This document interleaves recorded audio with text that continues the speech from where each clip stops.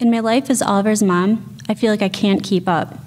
In my journey as a disabled mom, there are days when I long to skip ahead a few years. But despite the challenges and occasional tears, I'm forever blessed to be his mom. Dear Oliver, yep, I use crutches to walk.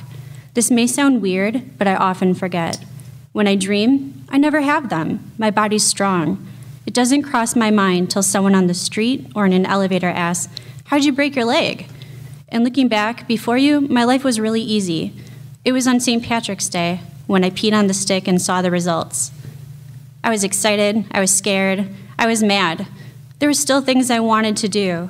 I mean, I felt a crazy love for you, but guilt too, because I wasn't 100% excited that you'd be camping out in my belly for 9 months. And throughout my life, I've become comfortable with my disability. For my life story, it made sense, but that didn't mean that I didn't desperately want you to be normal. And months passed, and my belly grew, and I would sit in your bedroom and pray to the heavens above that you would be born with a strong body, hands that could bend straight, legs strong and sturdy enough to run and jump and dance their way through life. I wanted you to be able to flex your ankles if you wanted to give high fives when life called for it. And I wanted you to know how insanely lucky you are to go through life without physical limitations. It's taken me a whole life to learn how to find my way. I mastered things in my time, so having you was really scary. You were little, small, and helpless, and you needed me. But we figured things out together.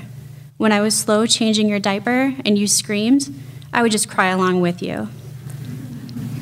And when we were home alone without Daddy and I wanted to go to another room, I would stick you in the stroller and take you along.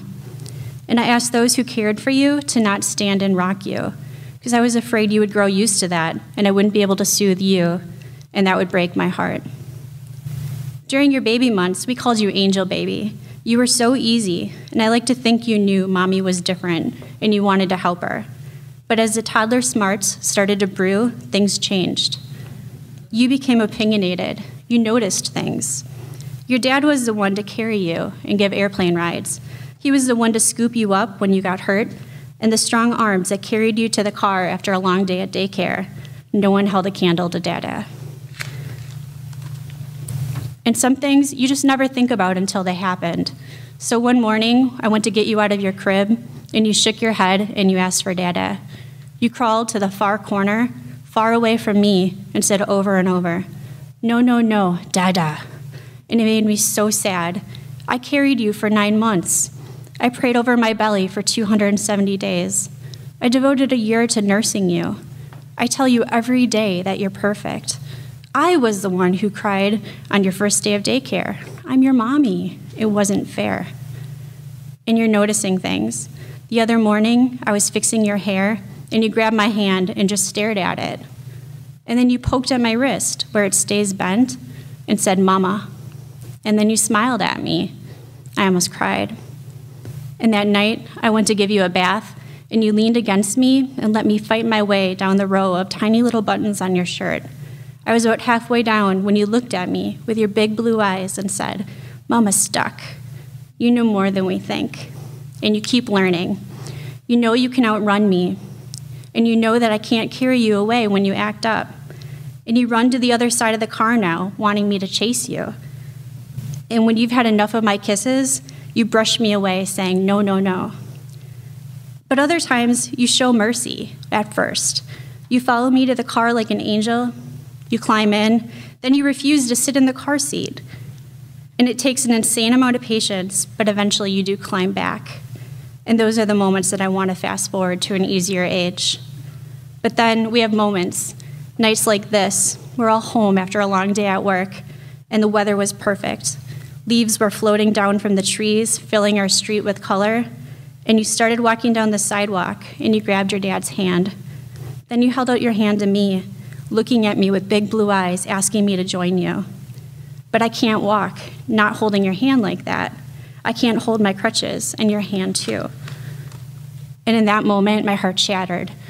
I would have given everything to hold his hand and walk with you, Oliver. I desperately wanted you to understand why. And then a few days later, I got into an elevator, and a man holding the door open for me said, "Uh-oh, that doesn't look happy." that doesn't look happy. In the end, how we feel is up to us. Yes, life with a weak body stinks. Crutches are annoying. I can't do all the things I want to do, and I hate asking for help. But we're given a hand of cards in life, and how we choose to play our hand is up to us. You can dwell on the bad cards or embrace your pair of eights. And I hope that having me as your mommy will make you a better person. So love yourself, Oliver. Be your own biggest cheerleader. You can do anything. Take small steps, and it pieces together in the right time. You just have to get off that chair. Laugh at yourself when you need to. Never lose that twinkle in your eye. And no, your mama is not done kissing you yet.